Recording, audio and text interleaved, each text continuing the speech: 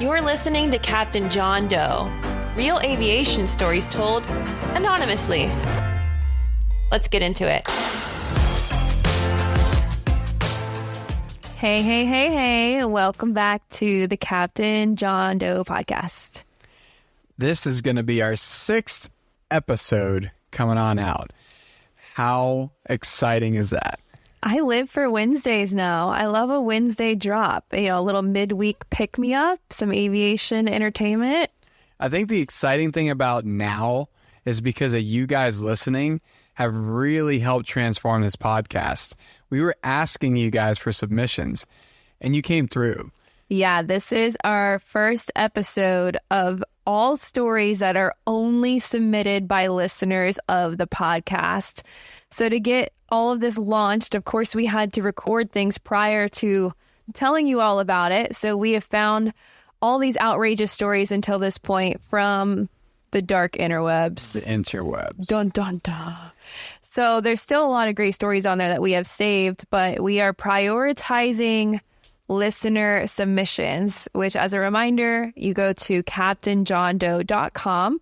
And it does not even ask for your name or email. We are not shielding that information for you. We simply don't have it. And be sure to make sure you follow the page. It really is going to help. And subscribe to the podcast. Subscribe to the whole thing. Leave a 5-star review because we want to get this podcast going every single Wednesday. Every Wednesday with a new episode. And we want your crazy submissions. And we're just going to share them here. Right. Anonymously, right?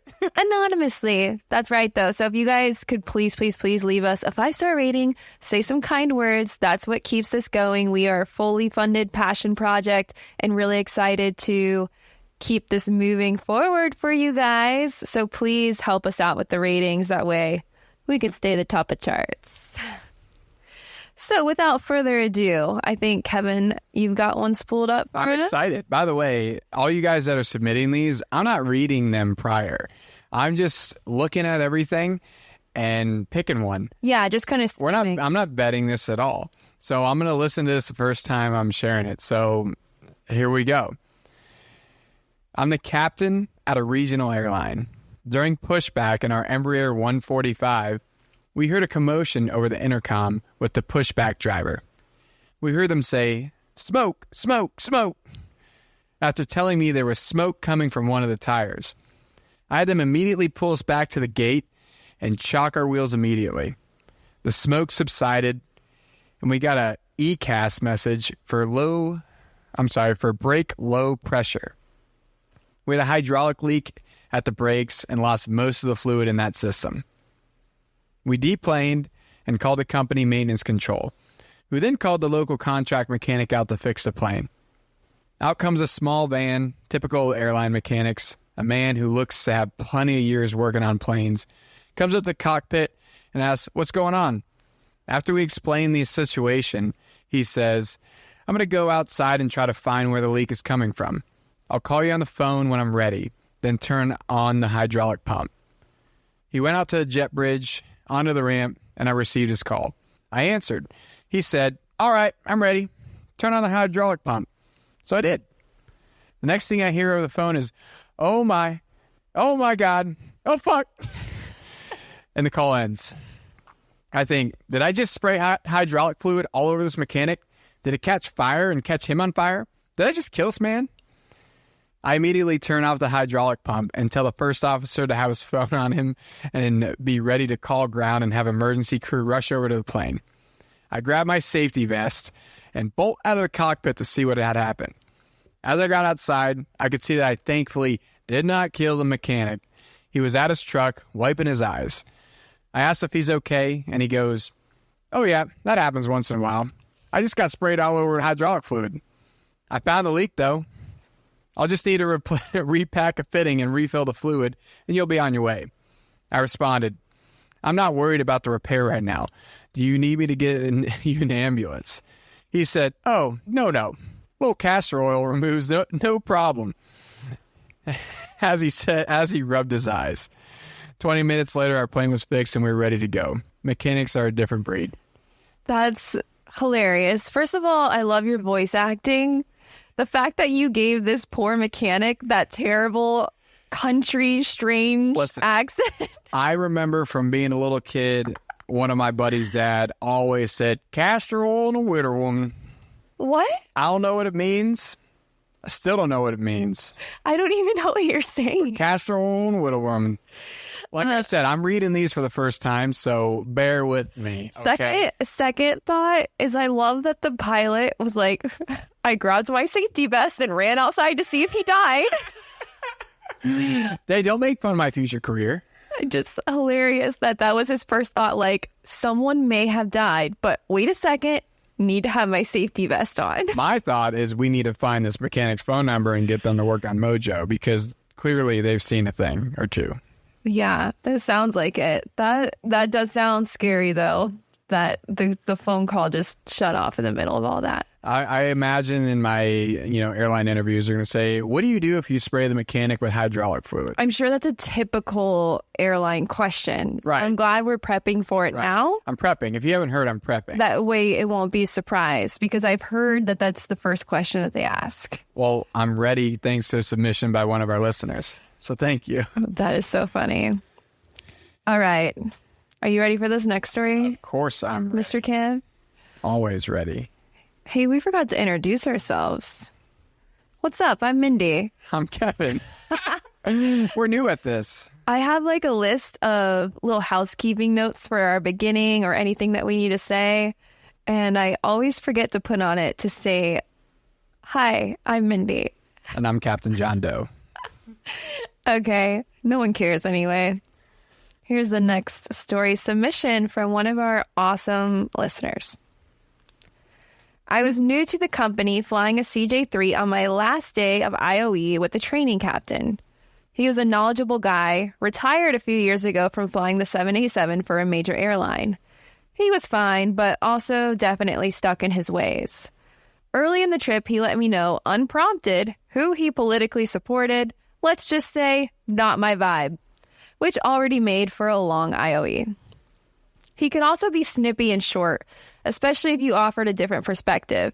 He'd let you talk, but you could tell he actually wasn't listening, like his mind just couldn't compute a different way of doing things. Already, I know exactly the type of captain that this person is flying with. I've flown with people like this. Have you? No, not yet. Not yet? Not yet. Yeah, you're always the one in charge right now. I have people with deer in the headlights every single day, so they think that I am the captain, which that's what my Yeti cup says. Yeah, you are. Okay. So we know who this guy is. We all know a guy like this. Captain Bob. Let's call him Captain Bob. Our final IOE leg was from Santa Maria, California to Coeur d'Alene, Idaho. Just a quick empty reposition, 2-hour hop, no passengers. About an hour in, he looks at me and says, "You got this? I'm going to head to the back." Figured he just needed to stretch his legs or something. I hear some rustling and I glance back and I see the lab door slide shut. Oh, maybe his 3 cups of pre-flight coffee has caught up to him. If you know about the CJ3, it's a 6-seater cabin, and the lab is basically one of those optional side seats with a cushion and a lid. About as private as a porta potty in a glass house.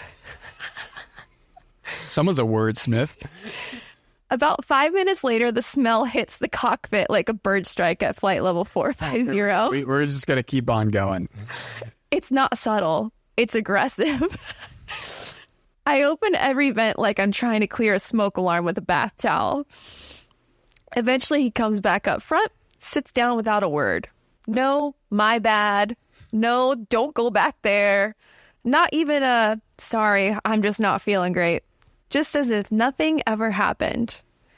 And now all I can think about is the lav.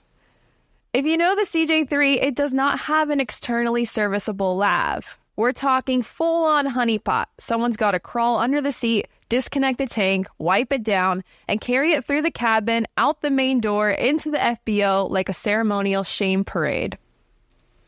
It's a great description. There's no hard and fast rule, but usually the crew swaps the lav duties each time it needs servicing. But surely after what I just lived through, and since he's the one that used it, he wouldn't actually expect me to do it. We land at Coeur d'Alene, taxi in, and the line guy rolls up and asks, You guys need any services? Captain doesn't even blink. Nope, we're the outbound crew. And that was that. He locked the plane, turned to me and said, you want to order the Uber? We rode to Spokane to catch our airline flights home. Meanwhile, some poor inbound crew eventually would open that cabin door, and I can only imagine the trauma that they would endure. Or what's worse, their outbound flight had passengers. No one said a word about it since, but I know what happened. Shit happened. I love it. So let's just make this crystal clear. This was the Captain John Doe's first time on the line at the end of IOE. So he had been flying at the company and is at the end to get his sign off. So still brand new.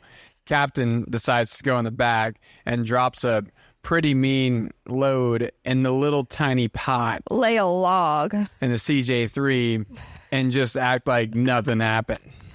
So I do have experience with these labs. And every time I have been on a smaller citation like this, the rule was always the lab exists, but only for emergencies. Clearly, this may have been an emergency. Maybe. There's 3 cups of coffee, apparently. I mean, you got to go, you got to go. However, everyone always said don't use the lab. It's only for emergency use, like if you really got to go, because of what this submission said, that it's not external serviceable lab. So on bigger jets, line guys come over with this big hosing and they hook up to the plane and it sucks out all the poo-poo. No one sees it, no one smells it, and it's gone. Let me stop you right there. Let's go back a decade when I was a line guy at Shelter in Daytona. Uh-huh. They did make me suck the poo-poo out of the big jets. You do see the poo-poo coming out of the tube. Oh, it's not a clear tube. It is the scariest thing I've ever done. Wait, but it's not a clear tube. How do you see it? It's there. You know it's there. You stick this tube up, and if it's not connected right when you pull the lever, you know how they say, wrong lever. Wrong lever, Kronk. It is. So, yes, it is scary. And you do smell it? Of course you smell it. This one plane... You're breaking my heart. I thought that all the lab guys Mindy, were not... I didn't know that a 737 could hold 300 gallons of poop. Oh, I didn't even think about servicing a airline. Imagine an international airline lab service. Oh my God, that's probably so nasty. But okay, back to this. This plane doesn't have that. So sorry, line guys that apparently do have to see and smell the poo. I didn't know. At least the pilots don't have to deal with it. But out of the thing it goes into. I don't know. Into a hole and you see the poo. I thought it would just be trucked to a we had a hole septic tank in thing the ground that led to a septic tank at Daytona. Okay. Sorry about that. You brought up a poop story. I know. Okay. So anyway, back to my point. Usually at least the crew doesn't have to deal with this. But on these smaller CJs, it's literally like a porta potty. So there's a tray in the bottom that just catches all the pee and poo, and it doesn't go anywhere because there's nowhere for it to go. So whenever the flight's over, you pull this tray out and you do, as they described, the ceremonial shame parade. And you walk it out and walk it to a toilet and dump it down and flush it. And then you got to clean the tray. You got to wipe it. So if they're... And then you put the little scented bar of soap thing like the porta potties have. The little blue goo stuff. Some of them do. That's yeah. a nice touch. But after you dump it all, you got to wipe it. Oh. So this is really funny. First of all, writer inner, your captain must like you more than you think because they didn't make you walk their shit out. If they had made you do that, this would have been a top tier story. Top tier. Top tier. I really feel like I'm being tested right now. Why? You're on your IOE flight and the captain clogs the toilet and he tells you to go clean it up. what do you do? I'm sure that's happened to someone. You probably go clean it up. But I mean, perhaps this is worse because that plane, it's summer. This was submitted now and it's summer. So they locked up that turd in a hot cabin. That turd. Walked away and then left it for the next crew. If I was the next crew, I would be livid. That's a no-go item. I'm safe checklist is not. What's E? Sometimes it can be emotionally damaged. You're emotionally damaged. Yeah. From the smell that's just leaking through. And then I probably have illness. I probably need to take a medication. I might need a swig of alcohol. I suddenly feel tired. Oh, we can't fly anymore. Let's go home. These are the kind of stories we want to hear because it's just nonsense, right? Like nonsense.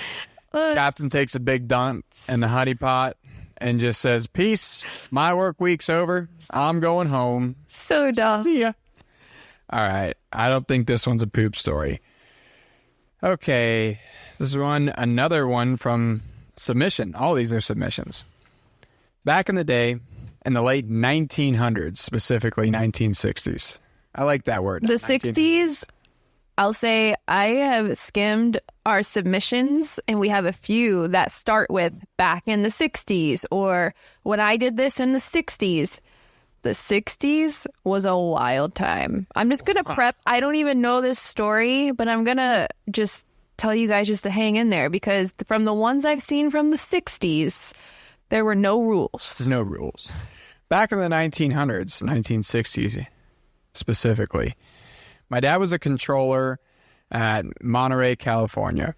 I was 15, a young dreamer aiming for life in aviation. The tower became a sanctuary, and I had a solid understanding of how it all worked. The radios, the lights, the altimeter, the phones to the fire department, the approach departure procedures. I even passed the written test for my license. Eager to fly my grandfather's vintage Cessna 170B, tail number 34. No. Anonymous. No, this matters. Are you sure? This matters. This matters. I'm conflicted. His grandfather's Cessna 170B's tail number was November 3402 Delta. Oh, that's almost like our tail number. Close enough to Mojo's tail number that I freaked the first time I heard Kevin say 02 Delta. Okay, I see why we needed to say it, but I was like, anonymous. See, you guys, I got you. Even if you guys put stuff in the stories, I got you. That's awesome, by the way. My grandfather's airplane had a VOR and a bird dog directional finder. The aircraft was a treasure, a true pilot's delight.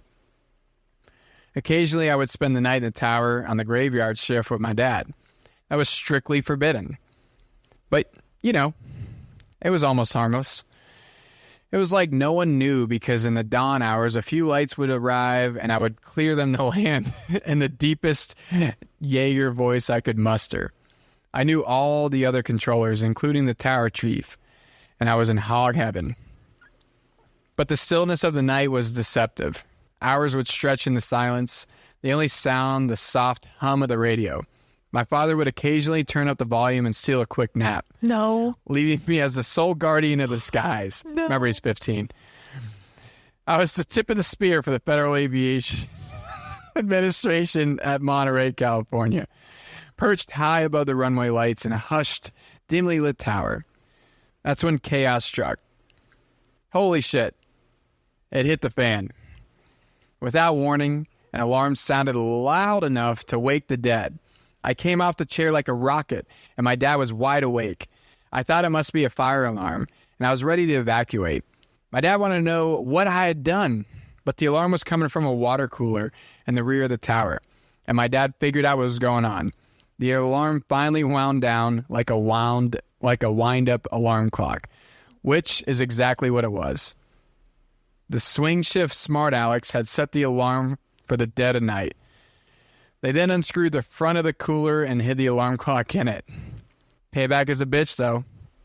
and my dad carried a small Texas toothpick folding pocket knife. With precision, he sliced down the dark lines of the paper strips in the strip board that held the IFR flight information. He cut all of them. So when the day shift went to slide the strips out of the strip board, all the strips fell out like confetti. Thus, the legendary battle at Monterey, California ensued. A playful rivalry that I now recount as the last living memory of the Cooler Wars. I have so many things I need to say. First is that shit hit the fan. What is it with these shit stories? What are we doing with all this? Apparently, this is a shit story. Yeah. Okay. I thought we were done with all of that. So, second, what's funny to me about this story submission is that they are so focused on the main point of the story being about the alarm clock and that the controllers were like at war with each other playing pranks. Are we just going to gloss over that this 15-year-old was controlling the tower there while his dad slept? I think that is unbelievable in an awesome way. I want to laugh, but it's so bad. His dad's taking a nap, brings a kid to work. That's the 60s, baby. And the 15-year-old kid's just like, clear the lane. And this is exactly what I'm talking about without even knowing that I told you the 60s had no rules. I mean, I guess it was a rule. They just didn't care. That's really funny. Like, can you imagine, like, bringing your kid to work? You were a controller. You know how kind of crazy it gets, sometimes even at night. And just being like, oh, I'm going to nap. They've got it. Now, I don't think that would be allowed in today's world. It wasn't allowed then. I know. That's fine. I mean, you've visited many times, and I've always joked that I'll let you talk, but the reality is no. Yeah. No. Definitely not allowed. No, I wish. We used to call this, way back in the day, the controllers listening know, you would give the trainees some stick time. And that just is mic time. Nowadays, you can't do that at all. Especially not with your 15-year-old kid. He's getting some stick time early on, a little experience. That is really funny. And then second takeaway, this guy's dad is a shyster. Love it. The fact that the other crew just kind of played like a prank that was also kind of helpful. They probably knew that this cat was... That's a good point. He was taking naps. He was falling asleep in the middle of the night. They're like, we know how to fix that. We're going to do this little alarm clock prank to kind of be like, hey, we know you're sleeping on the job and we're going to make fun of it in this cute little prank way. And then he comes back and instead of retaliating with a cute little prank like that, he retaliates with a way that like really interferes with their work. Like, what I like about this is in the 60s, apparently they have really good workspace management because it sounds like they would have all the strips ready for the morning shift for all the IFR morning departures. Well, not anymore. And he decided to slice them all up and make little confetti out of it. And so, okay, we're talking about flight strips. You worked at Center and at Approach. Did either facility use flight strips? So that's a funny story. When I first got to Atlanta, this was in 2017, we would have strips that would print out, right? They would come out anytime an amendment happened. And does... Sorry, I genuinely don't know these answers. Does each controller station have a little printer? Yeah. Or is it one printer like in the center of the room? So at the center, each station had a printer because it was old school, but automation was getting better. The center, as we all know, gets better equipment. So about a year into my stint at Atlanta, those strips wound themselves printing directly into the trash can. So instead of having a hopper somewhere to collect the strips, people just put trash cans underneath the printer. Why? Like, you guys don't use them? They're not useful for anything? No. It's all because everything's digital now? Yeah, because they got a monitor with all the flight progress strips on it. So eventually, all that was printing out now was like the proposed IFR departure strips. They would still print out because before, every single thing, every time you put a new altitude amendment, a new route amendment, strips would print out and they just dump in a trash can. And that, my friends, is your government dollars at work. Anyways, I'd say 2 years in, max, no more strips. You could You could still. Oh, they took it away. Well, there's still printers. I'm sure there's still some controllers at centers that might be old school and like a printed strip for like a IFR departure, because technically that strip is a government document that you write clearances on. That's why I'm concerned that they were printing into the trash. Listen, I didn't know what it was. Apparently, before my time, my first job, if I was there, let's say in 2010, was to collect the strips and put them in strip holders and give them to the controllers working traffic. That was never a thing at the center.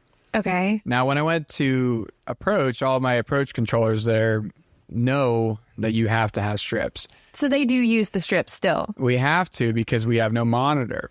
So there's no monitor. So there's one guy or girl at a flight data position where it's the main hub printer, and it's going to print everything off. And that person's going to deliver the strips to the positions. They're like a little mailman. Yeah, it's a really interesting job. When I came from the center, when that didn't even exist, and now everything in front of you is paper strips with flight plan information, because there's no other way of knowing. You have no idea where this plane's going unless that strip is in front of you.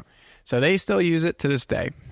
So at any time at either of them, could you choose to print one?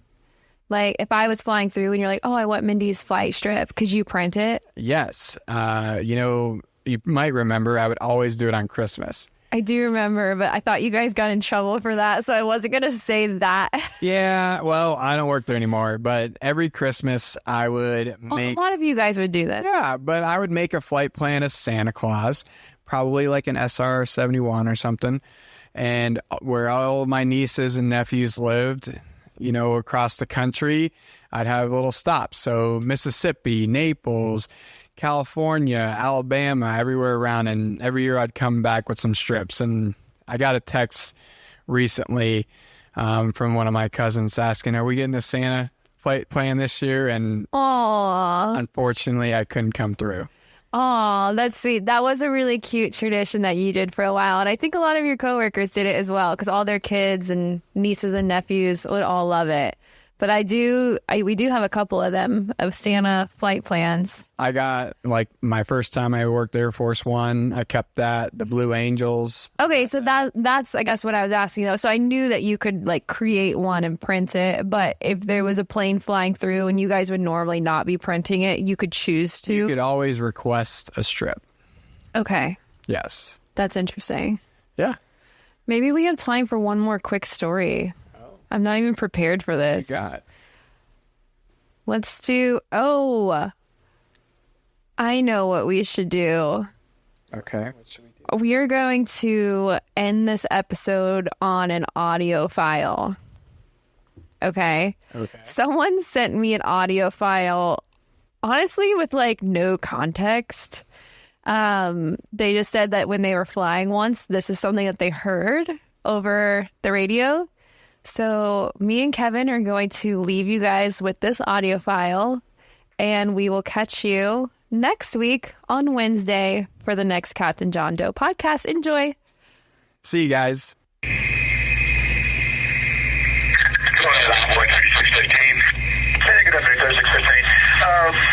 CP to make a call down line to Dallas for us. Our ACARS is offline, and we had a passenger sit down before I tell you this. At some point has pulled his penis out of his pants and peed the floor. He's asleep now. The flight attendants are about to give him a feeder for him, so we want to get security to meet us when we arrive. And like I said, our ACARS is out and unable to notify them yet. If you can pass it along, I'd really appreciate it. Okay, I'm just making sure I'm getting this straight. You need to come up because an individual has pulled their penis out and urinated on the aircraft. Yeah, you heard it right. I kind of had the same questions as well. It happened a little while back, evidently, and then one of the passengers videotaped it and then gave it to the flight attendant. So we've kind of been working. It's not really a security threat at this point, but obviously we need to take care of the passenger sitting in seat 13A. Thanks for flying with Captain John Doe.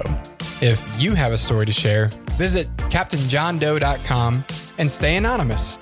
New episodes every Wednesday. Be sure to subscribe, leave a review, and tell your favorite crew members.